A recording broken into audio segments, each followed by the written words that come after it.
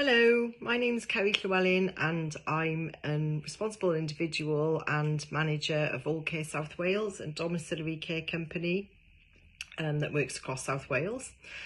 I'm here, I'm sorry I can't be with you today, but I've been asked to just say a few words about the Manager's Induction Framework.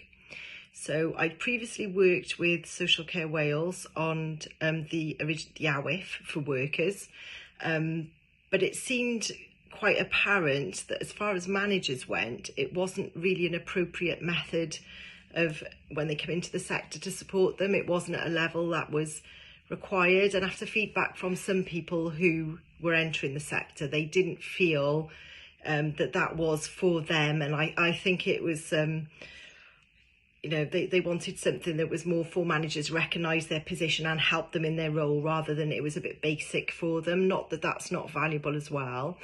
So I mentioned this at a meeting, and lo and behold, Karen sat down, took it on board, mooted the idea, and a team of people sat down to look at an induction framework for managers.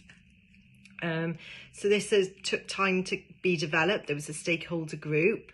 There were lots of people involved in that. So as well as providers like me, there were people who understand about the National Occupational Standards and the needs of the sector, CIW, local authority representation. So it was trying to get something that suited this role, some vital thing that could support managers new in post. It goes through a bit of a process. Everyone has an idea. We sit down, we work out drafts of guidance which get tweaked. Not that I can do the tweaking, the words. Everyone examines things very carefully, but it's a very positive group. It was a good experience to be part of. I hope it'll be useful. I'm guessing it'll probably need further work or tweaking, who knows, once it's operational and we see how that goes. But I think it's really nice. I mean, good CPD for me to be involved in a project like that.